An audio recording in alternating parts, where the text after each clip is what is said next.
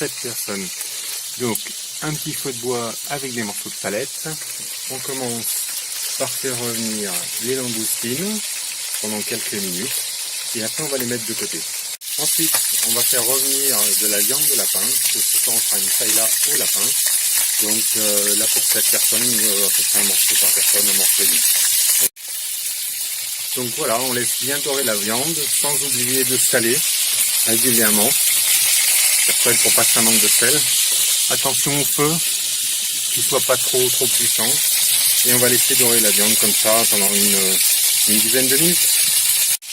Donc voilà, la viande est bien dorée, une petite dizaine de minutes. On va donc maintenant rajouter des légumes, donc les poivrons. Voilà, avec les poivrons, on rajoute maintenant quelques gousses d'ail qu'on a découpées en petits morceaux.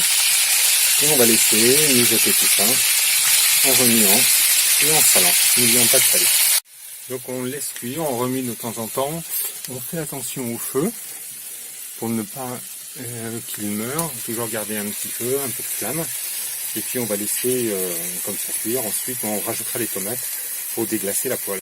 Voilà, ça commence à être sympa, le feu est pas trop mal, et bien sûr on n'oublie pas le petit verre de rosé pendant que ça cuit. Donc là les légumes sont bien revenus avec la viande.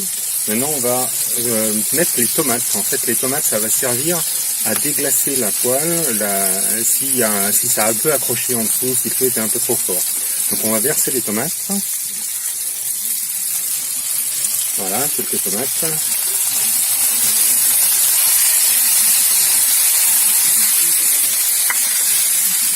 Et ensuite, avec les tomates, on va venir retourner comme ça et venir les frotter le fond de la poêle avec la pulpe des tomates qui va le permettre de déglacer la poêle. Là ça commence à sentir très bon, on va rajouter encore un peu de sel et maintenant l'opération suivante c'est de rajouter l'eau. De façon à pouvoir mettre l'eau tranquillement jusqu'à 5 mm du bord. Voilà. Et ben là, allez hop, c'est parfait. Ensuite, on va rajouter ma petite touche que j'aime bien, c'est-à-dire le chorizo. Certains, n'aiment pas trop la méthode du chorizo, mais bon, ça te permet de donner du goût à la poêle et chacun fait comme il le veut. Voilà. Ensuite, on va mettre le colorant industriel. Donc, c'est un colorant comme ça, qui permet de donner une couleur un peu orangée au riz.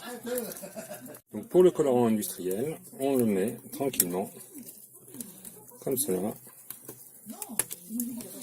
Et maintenant, on va laisser reprendre l'ébullition de la poêle.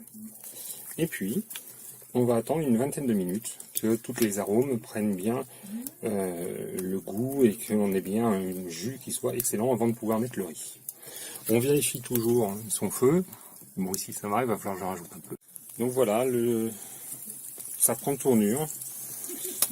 On a la paella qui bout. Alors, ce qui est une opération importante, c'est de venir goûter le jus de la paella pour savoir si c'est suffisamment salé. Donc vous faites ça. Et là, vous rajoutez ou pas du sel en fonction de votre goût. Faites attention, après on va rajouter les langoustines et les coques.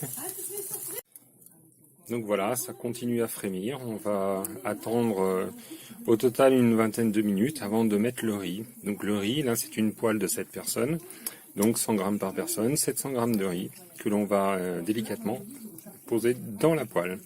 Donc rendez-vous dans quelques minutes. Donc voilà, maintenant on va mettre le riz. Donc 7 personnes, on va donc mettre 700 grammes de riz.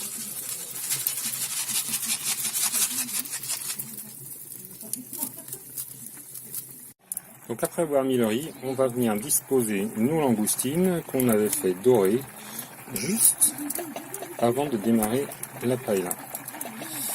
Donc voilà.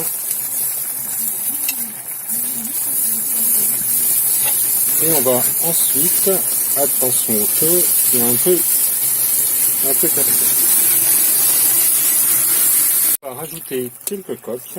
Il y en a qui mettent des moules. Moi je sais que je préfère des coques qui vont pouvoir venir agrémenter cette paella.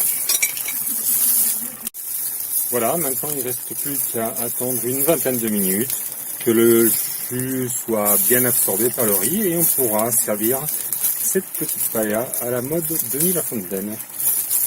Voilà, ça commence à devenir assez sympa. Encore 5-10 minutes et puis on va pouvoir passer à table. Une fois que le riz sera cuit, là il reste encore un peu de riz pas cuit sur le dessus, mais ça va se faire tranquillement. Bon voilà, la paella est prête. On va pouvoir déguster langoustine, coque, et ça va être parfait pour cette personne.